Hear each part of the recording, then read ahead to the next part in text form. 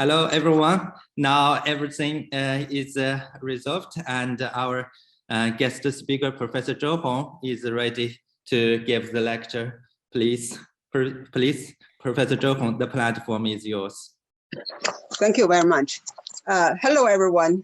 It is my pleasure, and I really regret about this technical problem that kept you waiting for so long. Anyway, we will try to catch up with our time.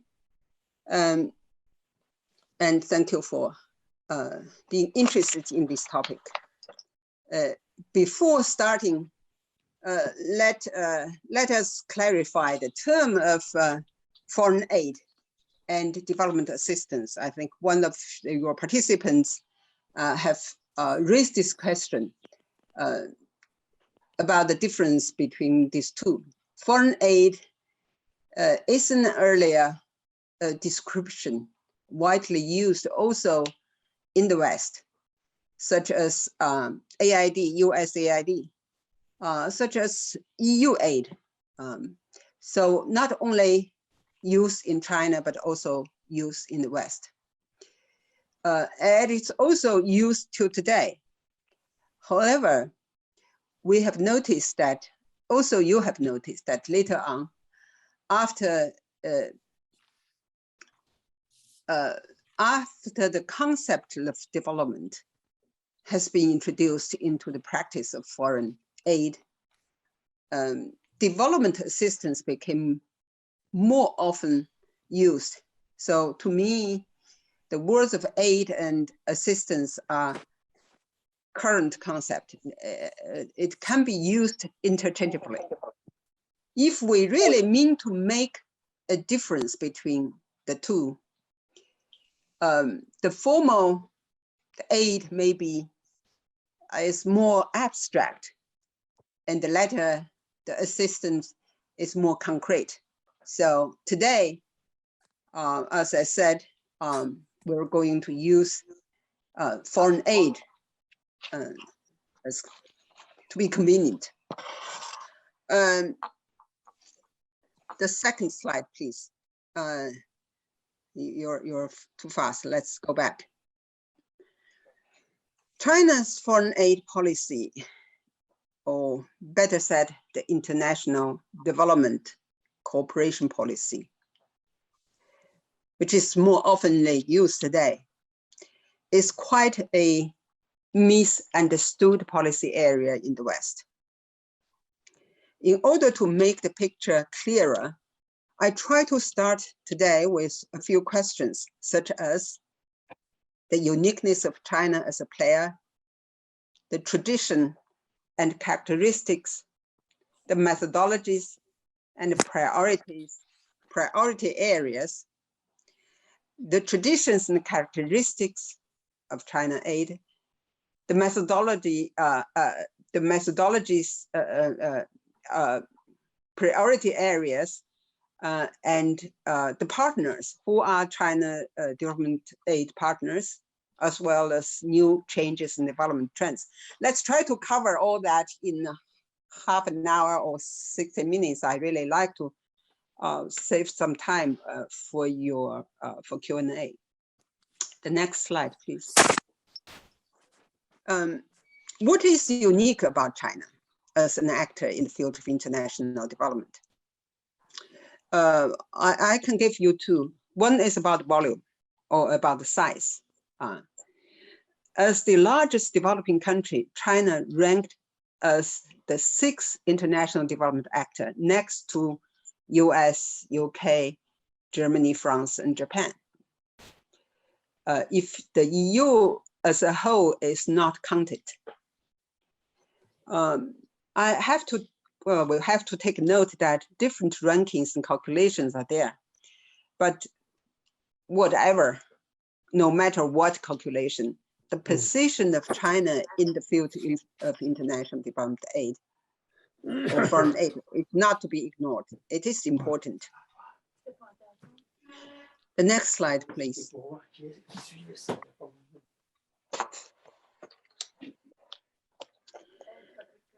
As a developing country, China is at the same time a recipient, and this is the first uniqueness.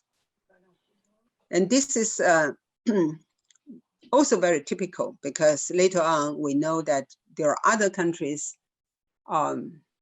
where we call them the dozen countries, share the same similarities, the same characteristics. As a recipient, we see, I don't know, I cannot control it. Let's look at the first graph. We see a sharp ups and downs flow of aid money into China, starting from 1979. Ce matin, j'ai demandé à un père de la classe d'Isée, type obro, catho, de mon âge, pas lavé et déguenillé comme s'il allait à la chasse, pantalon rouge pour délavé, chemise à carreaux verdâtres et veste matelassée sans manches vertes. Il caressait son chien blanc qui l'attendait dehors. Et je lui ai demandé s'il était au courant du départ. Excuse me. There is a language I couldn't understand. All right, I just continue. The aid into China, we see ups and downs since 1979. And the second graph, we see China's aid, steady growth of China aid. This is the figure or data coming from the Ministry of Finance of China. During all those years, many stories derive from this phenomenon, but it is not our topic today. Let's concentrate on China as a donor. Next slide, please.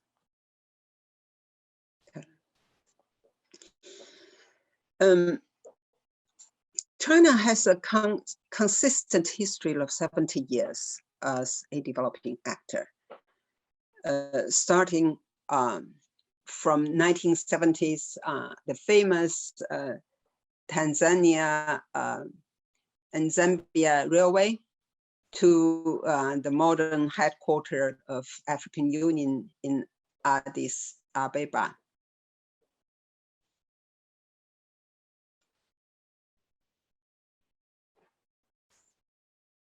Is there a question? The next slide.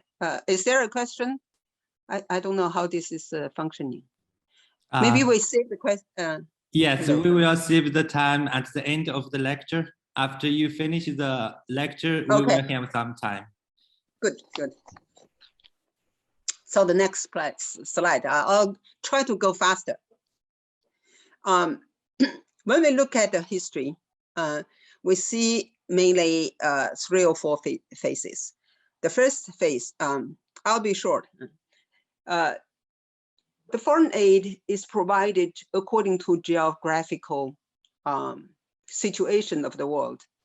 It does reflect international political landscape. For example, in the 1950s, China started to provide aid in kind, mainly in kind to neighboring socialist nations. And at the same time, China received aid from the former Soviet Union. 1956, China started to provide aid to African countries. But 1960, Soviet stopped aid to China. So in that decade, you see the interaction between, within the East, within the eastern part of China, you see the interaction of these countries with the aid, and you see also attempts to reach out to the African countries. The next slide, please. Hello? Yeah, the second phase. The second phase is more complicated. It starts from the early 1960s to early 1980s. I think this is a period of the formation of China's foreign aid tradition. There are, within that phase, there are 2 periods, namely the 1960s and also the after reform period. In the first period, in the 1960s, we have seen the foundation of China's foreign aid policy depicted by Zhou Enlai's 8 principles. He actually drafted that 8 principles himself. And we have also seen the result, that is 1971, China resumed legal seat in the UN. And since then, China aid mainly to Africa expanded really rapidly till the historical high in 1975, around 1975. The second period of this phase starts from 1979, when China started to accept aid from the international society, or mainly from the West, starting from the World Bank, UNDP, and later on followed by Japan, Germany, and etc. And during the whole 1980s, we have seen expanded China aid from economic to multilateral form of cooperation. So in the first period, it was mainly bilateral. But in the first period, was very minor role played by UNDP and multilateral organizations, followed by bilateral donations in China. And China quickly digested. And there are also a lot of stories there. Next slide. The third phase.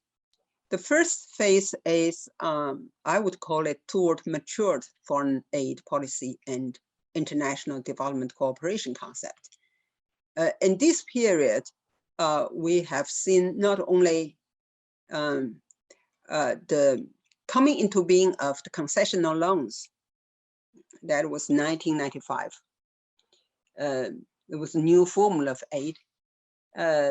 We have seen in the 2000s the establishment of FOCAC, China-African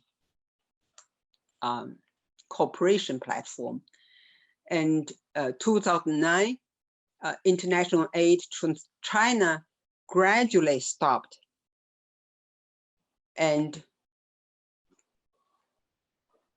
2015, China played much more active role than before in the multilateral agencies and participated fully in the 2030 agenda. So it was a gradual maturity in that policy area.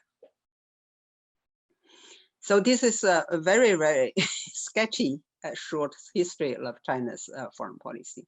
Let's talk more detail about this policy area. Next slide, please. First, let's talk about tradition. What can be counted as China's foreign aid tradition? We have to look back at the starting point. When China, especially China's cooperation with Africa, started with a common history, similar experiences, and destiny. This during the decolonization period. China believed that we were a natural ally for the African countries. We were in the same camp with Africans against the colonialism and capitalism. And this was back in the 1960s. And therefore, growing from that tradition, China believed that all nations should be treated equal. Differences can be reserved, internationalism and interdependence based upon national independence should be reflected in our aid policy. Solidarity, mutual support, and cooperation are needed.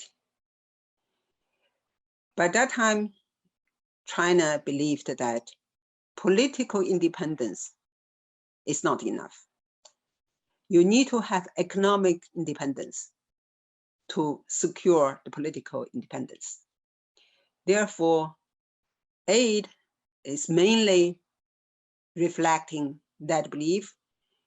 We need to work together with the developing countries in mutual respect and win-win situation, so that we can grow with those partners economically together to strengthen our political independence. And that was the belief in the 1960s. For this purpose, Zhou Enlai, the premier, very famous premier of China at that time, set up high moral standards in 8 principles for China aid. If we read those 8 principles carefully, we can tell that there are several characteristics. One is equality. One is equality and mutual benefit. The aid should not impose on political conditions, and that's period. We can see China stressed unremittingly helping partner countries build up their self-developing capacity. As I said, without economic self-development capacity, your independence is not real. Development programs should be pragmatic. It should not be a sheer slogan. It should be really working projects that can help improve either the rural living conditions or industrial production capability. So the projects for aid should be pragmatic, should be useful, should adapt to local conditions, and bring real benefit to local people. And those were the measurement. And Zhou Enlai also stressed on the attitude of the Chinese aid workers, strengthen on respect. The personnel sent to the recipient countries should really respect the local people, should understand the local situation, should do research and learn from the partners. Next slide, please. I'm not going to read those 8 principles. If you have interest, you can read and tell me what you will find from there. So this is a cornerstone and the real foundation for China's foreign aid policy. Even today, we still address these 8 principles, well, in the modern sort of forms. Next slide. We have talked about traditional philosophy. Now let's talk about the real issue, that is money. How the aid from China is provided, well, in terms of money. There are 3 baskets, 3 baskets of money. The first basket is grants in the form of financial assistance. It is not payable, repayable. It is not to be repaid back. So it's free. Yeah. The second basket is interest-free loans. This is often used by the Chinese. The duration of usage is 5 years, with grace period of 5 years, repayment time 10 years, total duration is 20 years. It's really, really favored by many recipient countries. And the third basket is concessional loans. Concessional loans, as we all know, that interest rate difference is subsidized by Chinese government. Annual interest rate is about 2%. The loan duration from 15 years to 20 years. Grace period is 5 to 7 years. So it's also welcomed by the recipient countries. There is a question earlier collected by the organizers on why China stress on the economic issues. The fundamental reason I have just told, we need to have economic development to guarantee political independence. And another more practical issue is that so China aid, we're calling China aid is pragmatic. There are lots of economic projects there. Because the Chinese believe if you want to develop, you need to have the capability to develop. Giving the money is only part of it. It's like to give the fish. After eating the fish, the recipients have nothing. So the issue is not to give the fish, but to teach the fishing. They teach fishing so that the recipients can fish themselves. The economic projects between China and the recipient country is like an economic cooperation. It's like fishing together. It's like building economic development capacity together. So that was the philosophy behind. And the next slide, please.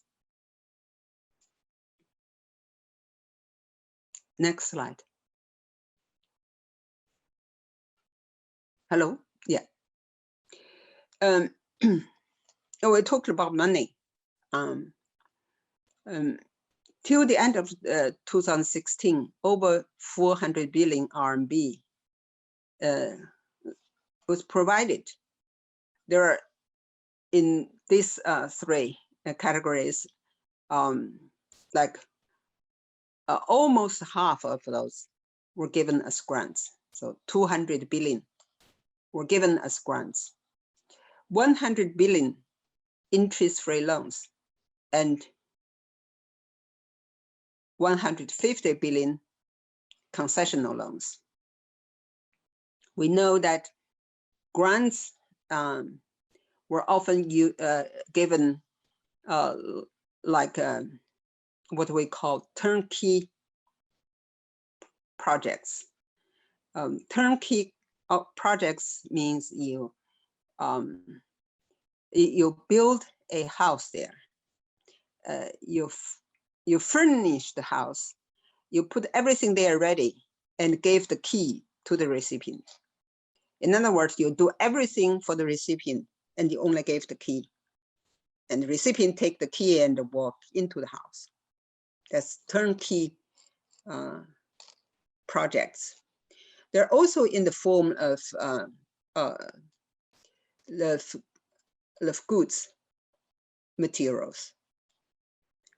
Interest-free loans were for factories, for infrastructures, and also concessional loans were used often for those projects. Next slide.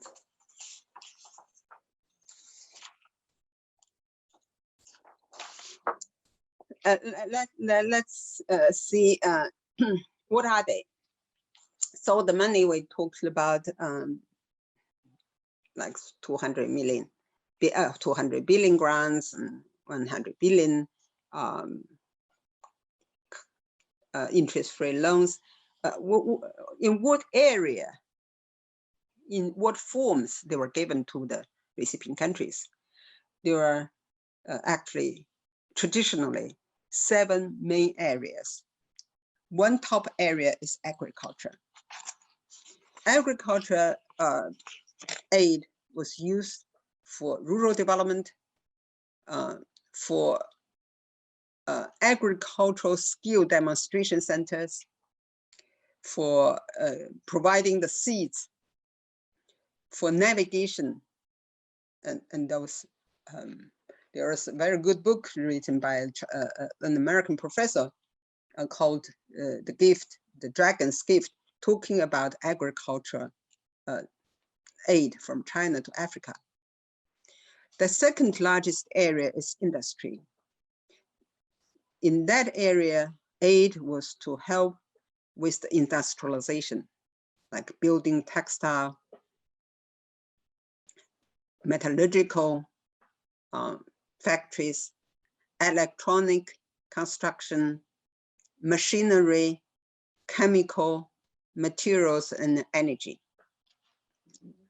You have noticed that the newest announcement from the Chinese President Xi Jinping is that we stopped providing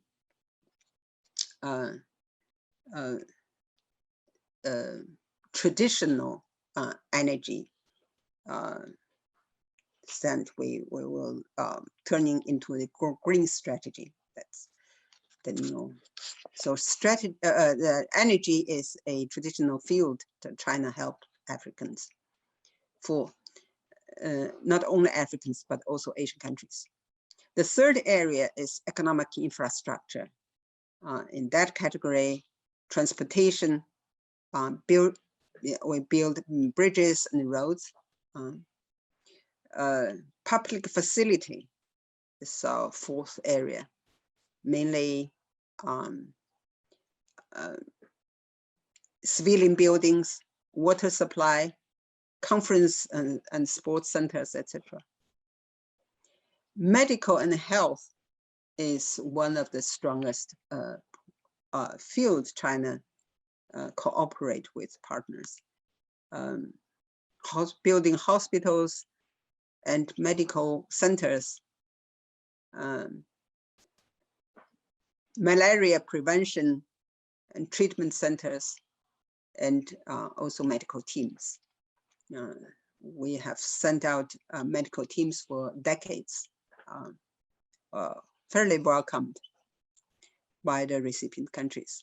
Education is a rather new field. Building schools, teaching equipment, providing teaching equipment and materials, dispatching the teachers, teacher training and government scholarship is also from in this category. Clean energy and coping with climate change issue, as I said, this is rather new.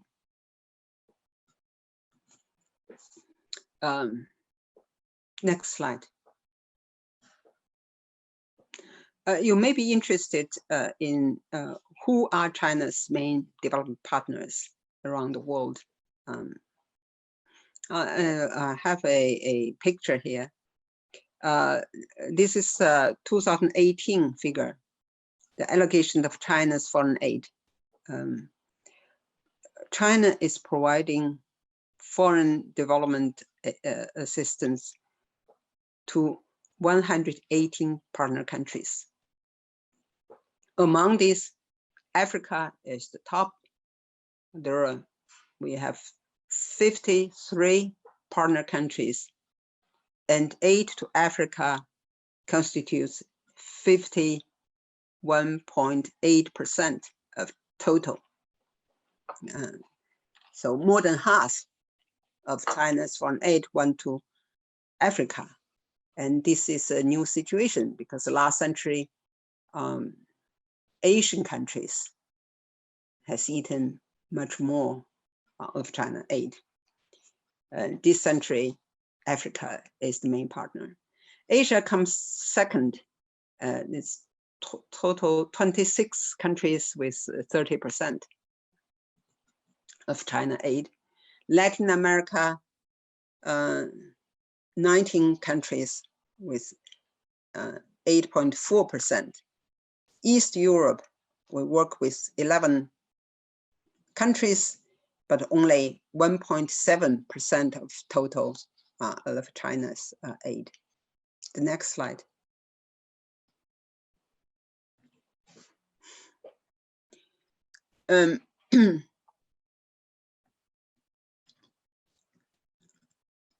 What is new? In this century, especially since 2015, there's a new concept emerging in the China foreign aid policy area. That is South-South cooperation. And there is a foundation, it was a fund created especially for the South-South cooperation purpose.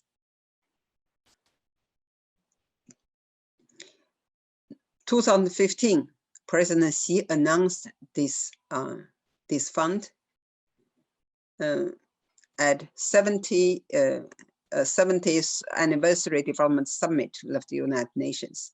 So in the United Nations, we announced that we'll create a new fund.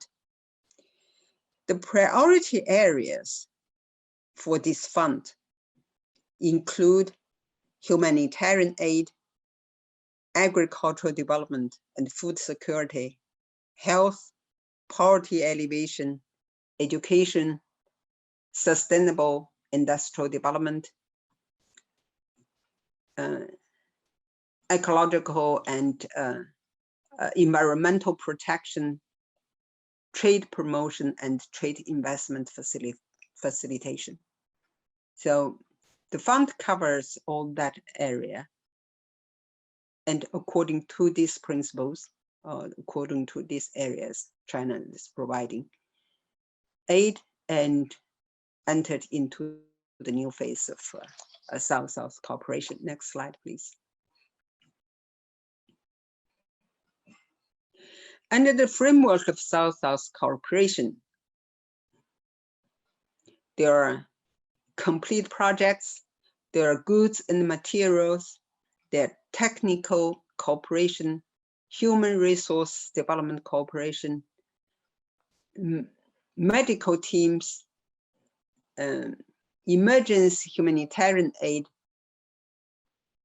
volunteer group programs, and debt reliefs. All those were transferred from China to the other southern countries. Next slide. If we compare today's China's foreign aid policy, we can see some changes. Namely, change one, there is more emphasis on development and mutual benefit. President Xi since 2013 talked about peace, development, cooperation, and win-win. So there are more focus on development capability, development conditions, green development. So there's more stress on development. It's not only to give, to help, but the measurement is whether those donations help to push forward development. The second change, the next slide. The next slide, please. The second change, major change, I would say, is there are more emphasis on connectivity, especially after the Belt and Road Initiative. In the field of foreign aid, we see more open, transparent, and inclusive projects as compared before, because of the 5 connectivities. 5 connectivities is a new measurement for foreign aid. We also see the connection between the China's bilateral aid with the UN's 2013 goal. Whenever you try to justify a project, you connect to the UN goals and to see whether it's appropriate or not. There are connections with development initiative of other countries or regions. So the aid is not only provided by China, but also in connection with the recipient's own development strategy or development plans. So connectivity is another key word. The third change, next slide, is more emphasis on commonality. There are a lot of togetherness and common planning for the development projects. There are common consultation. It's do it together sort of the projects. Is no more turnkey of projects. We stress on do it together, and fair share of benefit. And the projects, if they bring benefits, they should be share benefits. One of the saying is correct view on profit and benefit, the balanced gain. So we invest together, we help what we can, and we work with partners, and we share the benefit. The next slide. New institutions, another phenomenon. In addition to traditional sources of aid, to facilitate for development cooperation, there are new other or new development-oriented funds are created, such as China-Africa Development Fund, special loan for development for SMEs in Africa, China-ASEAN Investment Cooperation Fund, the Silk Road Fund, the BRICS Development Bank, Asian Infrastructure Investment Bank. So there are more and more institutions mushroom in this period. You see more and more financial tools to help with the development. Next slide.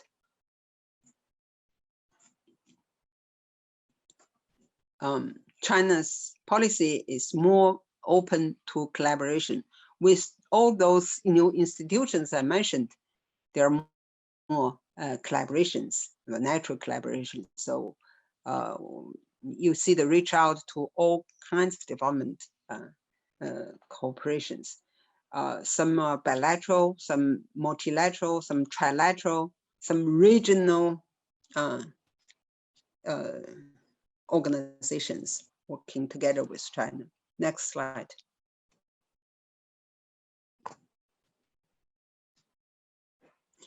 In 2018, a newly established agency is established after so many years of consultation.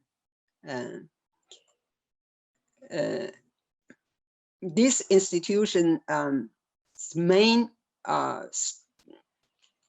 main task is to make strategic planning for China's development aid policy, CEE. So they're conducting research, they're making strategic planning, they're trying to work together with other agencies to guide for the direction of the foreign aid. The next slide.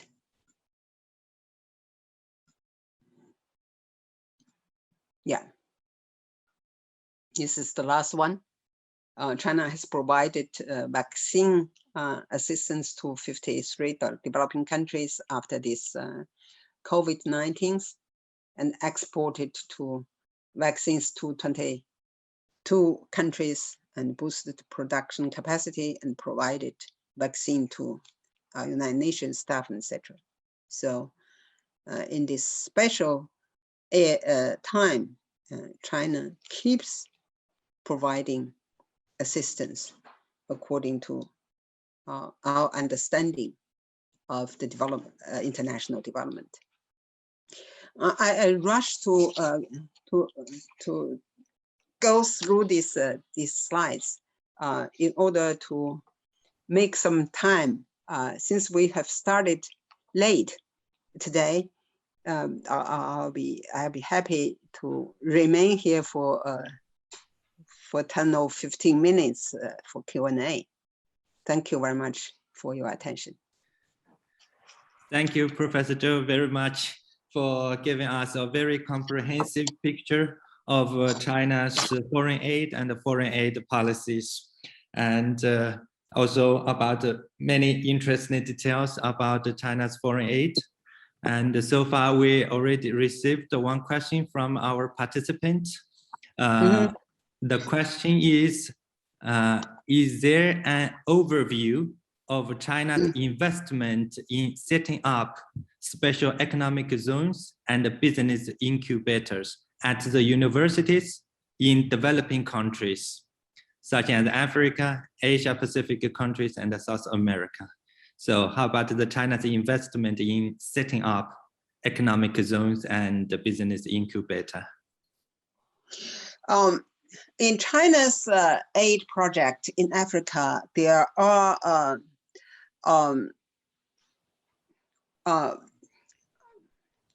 I think in some of the countries, there are special program for helping establishing special economic zones. This is after long debate. The Africans were so eager to know what brought China successful in economic development. And in those talks, we got to realize, because I also involved in those training programs, one topic surface is that aid itself does not bring development because it's too small. According to China's own experience, grants, aid alone cannot make progress. For the real fast and real progress development, you need to mobilize more resources, and you need to mobilize more actors and forces. One of the successful story for China is not special economic zones like Shenzhen and Shekou, etc. But some special policy for industrial zones. So I don't remember very clearly whether it's in Mali or somewhere. There's a attempt to introduce this form that China help assist to build some economic zones and provide infrastructure and provide trainings for for the local people on how to bring investment into the special zones. There are such practices as far as I know. Universities not, because well, universities does require a lot of investment, and but China provides a lot of scholarships to African partners. Okay. Thank you very much. Anyone who has more questions? If not, I will select one question from the question that we received before the lecture, which is about China's foreign aid supervision and evaluation system. So what are the main aspects of this issue? Yeah, I didn't talk about it because it's a long story.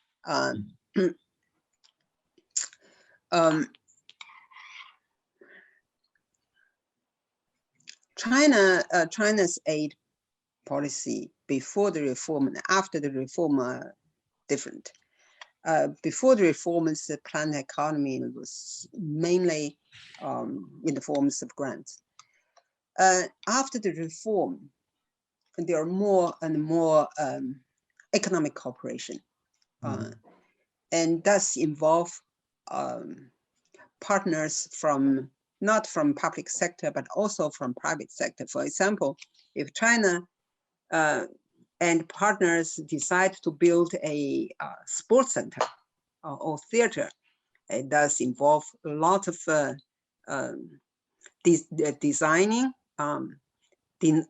designing companies, construction teams, etc. So there are more and more getting more and more complicated. And for that, after the reform, China has established a series of institutions in charge of supervision and evaluation, and published a series of documents guiding for these practices. And there are third-party surveillance. This system is still getting improved because time is running, the times is changing too fast. A lot of issues are new. There are lots of market forces. The market forces involved in the practice of foreign aid. And these market actors, they're aiming for the benefit, for profits. And you have to make sure that they have reasonable profits, but they make a real contribution to the public good. So this supervision, there are 3 levels, and you have to check 3 times at least. First, you have a process, bidding process, and then there's a representative from the surveillance guiding for the whole process, and then afterwards there's evaluation. This system is being improved. It's still being improved. Okay, thank you very much. And now we have the final question, which is from Mr. Alexander.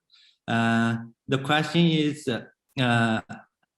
the questioner asked that you mentioned that there are some misunderstandings about China's foreign aid. So what are the main misunderstandings? Where do they come from? And how can China and its partners respond to this? When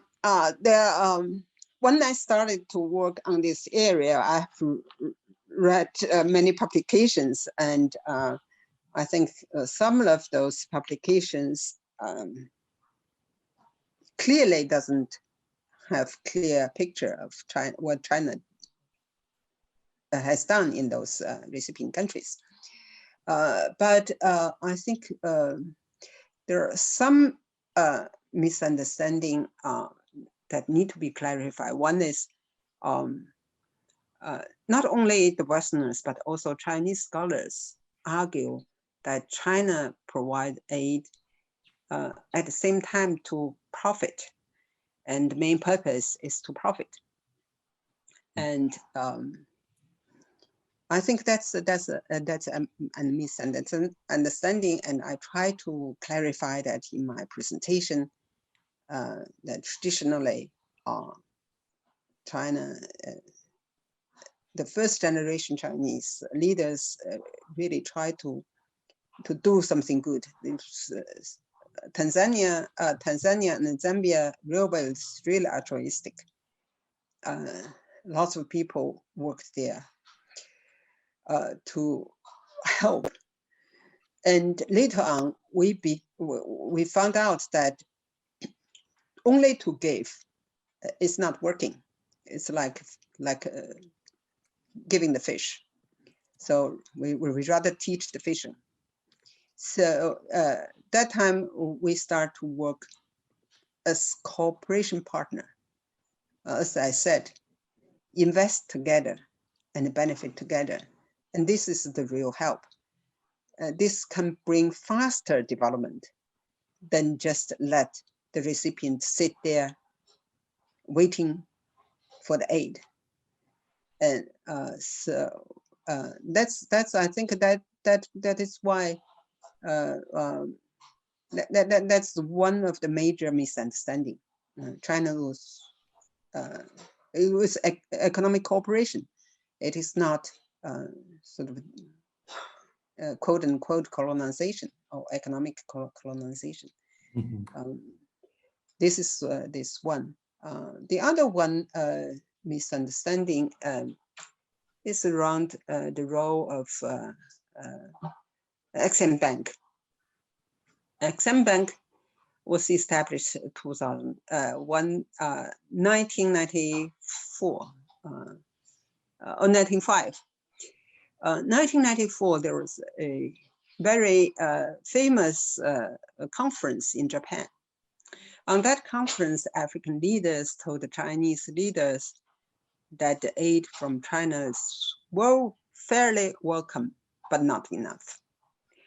Understanding that no country can provide enough grants, there is a suggestion that some private money should be mobilized. And that was the origin of concessional loans. Concessional loans is provided by a commercial bank. It was easily to be misunderstood, but Exim Bank has divided their business into two. One is commercial and the other one is policy oriented, the concessional loans. And this practice is still being discussed and still being welcomed. One phenomenon I like to remind the participants is that the world is moving to that direction. For example, the UN SDG, there are 17 goals. There are 17 goals, and in one of the goals clearly indicate that the resources so far mobilized by the governments, namely the official development aid, is not enough to help developing countries to develop. More private flows need to be mobilized. So this is and we are discussing on what kind of private resources and in what kind of methodologies, or in what kind of way we can mobilize those resources toward the common good, that is development. So this is in the same direction of the Exim Bank practice. If we really look close and deep into the practice, I think many misunderstandings can be clarified.